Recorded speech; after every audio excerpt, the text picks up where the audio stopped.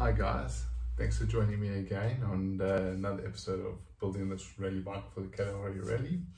If you want to follow my blog, I've started a new blog now, so it should be up in the corner, or in that corner there. I'll put a card up for you guys to click onto, and that's basically just me and everything else about preparation for this KTM Rally. So one is fitness and a bit of weight loss, so the rider weight, trying to get that down, and then the rest will be actual riding and training, etc.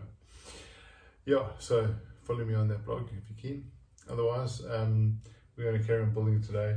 So I just want to give you a quick update. On the last episode we finished the triple clamp installation, but when I came back the next day, and as I moved the handlebars, didn't feel right, so I took everything apart again, and I found where the problem was, that housing for the triple clamp for the new steering damper was not seated correctly, so it was sitting like 2 or 3 millimeters high.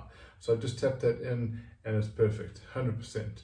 So I'll show you what I've done as well. What I've done is move a few of the controls to the left hand side of the new bar. So I've got both bars halfway at the moment, and then we'll finish doing that today. And then tires, I don't know if I'm going to put these tubes on just yet. So I think today we're just going to finish the bars, get some of this navigation wiring to the other side, and maybe even get the Roadbook on. Let's see what happens. Yeah. Okay, cool. Come have a look and see what I've done so far. So you can see here, this housing over here is the housing I was talking about. So it's a new one that comes from MSC, and that needs to be seated correctly right at the bottom, and it actually takes the place of the seal that was there. So you've got to take the seal out and leave it behind, and this dust cover, as you can see, the dust covers this part, and this is the housing. So the dust cover sits over there, and yeah, it all fits on perfectly. When I move the bars now, it is 100% beautiful.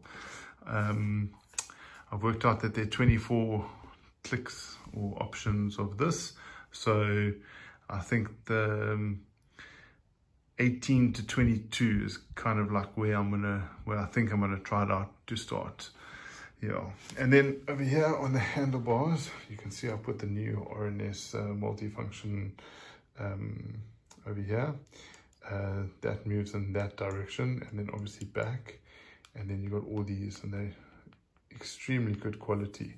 So yeah, I've rearranged it a little bit, put that traction control and map 1, map 2 selection, basically swap that with the RNS multi-switch, and looking quite nice.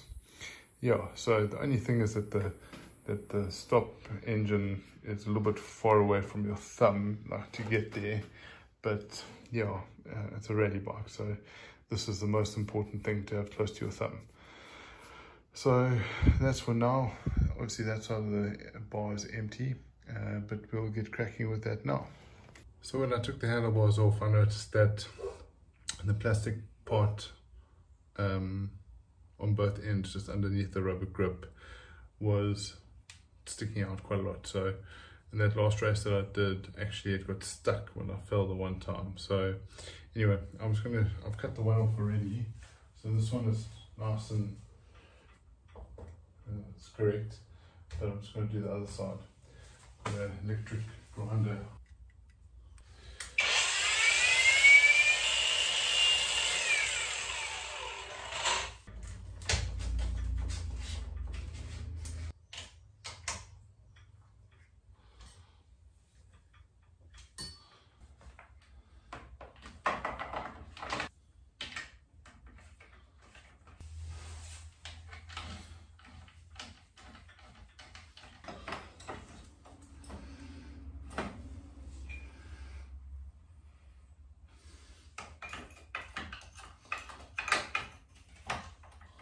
Okay, so the Roadbook holder is needs a bit of adjustment. Alright guys, so we're cracking on here. I'll just show you what we're doing quickly. I've modified my rally plate. So I've cut off the excess that was here and the excess that was here. I've only got two Icos, or trips or caps, and they fit over there and the other one over there. And my Roadbook fits over there, right? So that's all organized. The problem here is I need to get this onto the bike. So that will sit, you see from there, so that will sit like this. So unfortunately you don't get mounting hardware for the plate to the tower with Nomad. So I kind of assumed I was getting it. So if you are going to order, just make sure that you get your own hardware to get from the plate to the tower. Now the tower's got a 12mm bar running across here that you mount to, and yeah, so unfortunately don't have access to an engineering workshop, but I am able to make small components, very rough components, so don't judge me. So I found these two blocks of aluminium in the junkyard, in the scrapyard. So what I've done is I've cut two little blocks out of them, and long story short, I'm going to drill two holes, I'm going to cut them in half again, and then I'm going to tap the back too. You can see that these holes are countersunk, and this bad boy is going to sit at the back like that. Stay tuned. Please subscribe if you like this video. So you can see here, I've reduced the length. Okay, you can see what I've done here. So I would drill one hole there, and then drill a 12mm hole there, and that's where the bar will go through. Then we're going to cut this in half, and then the bottom side we're going to tap.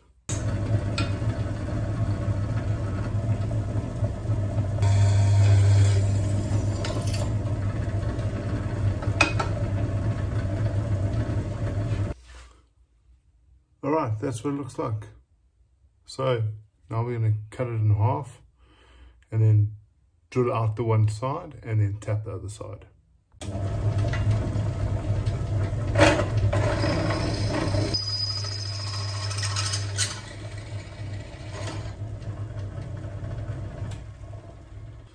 Okay, so there's a finished product. These little buggers are inside here. That side's tapped, that side's got a hole through, and it clamps on the bike. Very simple. Let me make one more. Okay, so have a look. Those are the two parts there. One here, one there. Tighten from the top. Looking quite good. I'm very happy with them actually. You can now maneuver the Roadbook as you please. So yeah. Wow, that is strong. Oh my word, that is like proper strong. So the thing I was worried about was you won't be able to adjust this on the fly. But if you just loosen these screws over here on the outside, then you can. So we're going to tighten these up proper tight, and then there will be no more adjustment required. Alrighty, so I've just put the two RNS trip and cap meters on, and I'm going to screw them in. Okay, now for the Roadbook. Come have a look. Come have a look. It's that's going to be my view for 7 days. Alright, lighting's pretty bad, but I'm going to carry on. What you're doing now is just changing the sprocket, back sprocket. We're going to change the chain and the front sprocket. So yeah, let's carry on.